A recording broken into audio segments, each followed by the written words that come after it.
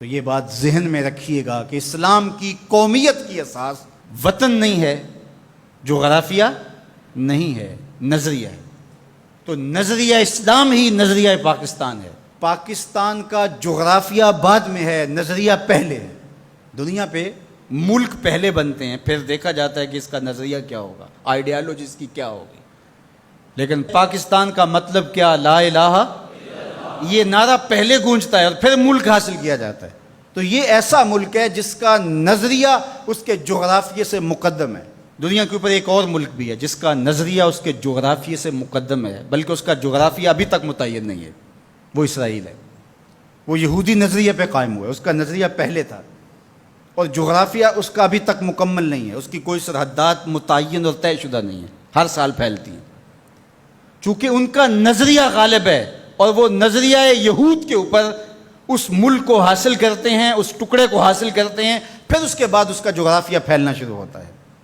آج بہت شور ہے کہ عربوں نے تسلیم کر لیا اسرائیل کو، اور بعض دانشور ہمیں بھی یہ مشورہ دیتے ہیں کہ پاکستان کو بھی یوں کر لینا چاہیے۔ جب عربوں نے کر لیا، ان کی ہمسائیگی ہے، ان کا مسئلہ ہے، ہم کیوں نہ کریں؟ تو یہ بات ذہن میں رکھیے گا کہ یہ عرب ریاستیں جو بنی ہیں، یہ نظریے کی بنیاد پہ نہیں بنی، یہ لسانی بنیادوں پہ کھڑی ہوئی ہیں۔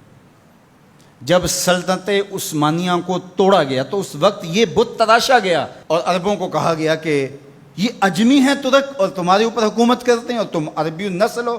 وہ لارنس آف عربیہ 4000 جاسوس لے کر کے بظاہر آثار قدیمہ کی کھدائی کے لیے آیا تھا، لیکن اس کا مقصد تو کچھ اور تھا، اور کس طرح ان کے اندر عصبیت ابھاری، یہ مکر تھا تاکہ مسلمانوں کو ٹکڑیوں میں بانٹ دیا جائے۔ اقبال نے اس کو بت کہا ہے۔ یہ بت کے تراشیدہ تہذیب نوی ہے، نئی تہذیب کا تراشا ہوا یہ بت ہے۔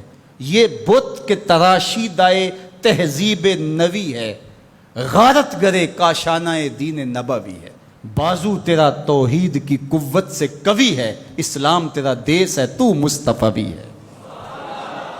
نہ عربی، نہ اجمی، نہ گورا، نہ کالا، تیری پہچان یہ ہے کہ تو مصطفی ہے۔ تو یہ وہ شناخت تھی جو امت کی وحدت کی ضمانت بنتی ہے۔ تو آج اگر کسی ایک ملک نے تسلیم کر لیا ہے اور کل دوسرا ملک تسلیم کر لے گا، لیکن میں آپ کو ایک بات بتاؤں اور وہ غور سے سن لو، وہ یہ کہ ساری دنیا بھی اسرائیل کو تسلیم کر لے، پاکستان تسلیم نہیں کرے۔ وہ کیوں؟ اس لیے کہ ہماری اساسی نظریے کی ہے، ہمارا وطن بنا ہی دو قومی نظریے کی بنیاد پر ہے۔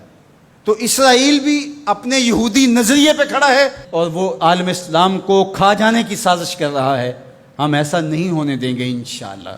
اور پاکستان بھی اپنے اسلامی نظریے پہ کھڑا ہے۔ یہ الگ بات ہے کہ 73 برس بیت گئے اور منزل انہیں ملی جو شریک سفر نہ تھے، اور باغ دوڑ ہمیشہ ان لوگوں کے ہاتھوں میں رہی جو اس ملک کو نوچتے رہے۔ گدیں، یہ ڈاکو، یہ لٹیرے جنہوں نے ملک کو لوٹا، دونوں ہاتھوں سے ہمارے وسائل میں چھوڑے اور ہماری نظریاتی اساس کے اوپر کلہاڑے چڑھائے۔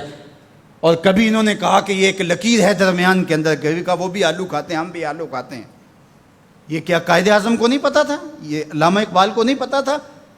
جن لوگوں نے قربانیاں دیں، جن ماؤں کی چھاتیاں کاٹ دی گئیں، عزتیں بچانے کے لیے کنویں میں چھلانگیں لگائیں، یہ کتنی دردناک کہانیاں ہیں۔ ماں کی گود سے بچہ چھینا جاتا ہے اور یوں ہوا میں اچھالا جاتا ہے، اور پھر کرپان سے اس کے ٹکڑے کیے جاتے ہیں اور پٹک کے زمین پہ مارا جاتا ہے اور اس کے اعضاء بکھر جاتے ہیں، لیکن ماں رونے کی بجائے کہتی ہے پاکستان کا مطلب کیا؟ لا الہ الا اللہ۔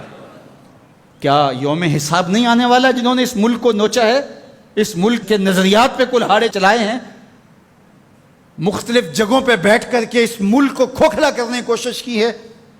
وقت آنے والا ہے، یہ ملک مٹنے کے لیے بنا ہی نہیں ہے، یہ قیامت تک قائم رہنے کے لیے مارز وجود میں آیا تھا۔ یہ ملک امانت ہے اللہ کی ہمارے پاس، یہ رسول اللہ کی نگاہوں کا فیضان ہے۔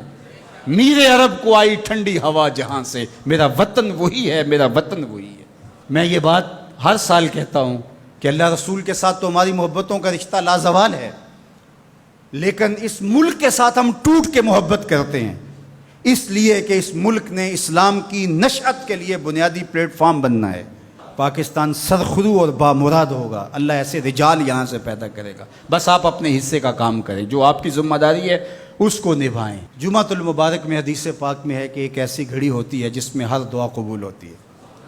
تو میں آپ کی آمین کے ساتھ آج کی ان مبارک گھڑیوں میں یہ دعا کرتا ہوں، اللہ میرے وطن کی خیر فرما، میرے ملک کو امن کے اجالے عطا کر، میرے ملک کو اپنی رحمات کا سایہ عطا کر دے، میرے ملک کو معیشت کا جمال عطا کر دے، ملک کی نظریاتی سرحدوں کی اور جغرافیائی سرحدوں کی مالک حفاظت فرما۔ اللہ جو اس ملک کو میلی نظر سے دیکھے اس کو خاصر و برباد کر دے۔ پاک فوج کی قدم قدم پہ حفاظت فرما، پاکستانی قوم کی خیر فرما۔ ایک نعرہ بلند کر دیجئے اپنے جذبوں کے اظہار کے لیے، نعرہ تکبیر، نعرہ رسالت، اسلام، پاکستان کی محمد سے وفا، تو نے تو ہم تیرے ہیں، یہ جہاں چیز ہے کیا لوح و قلم تیرے۔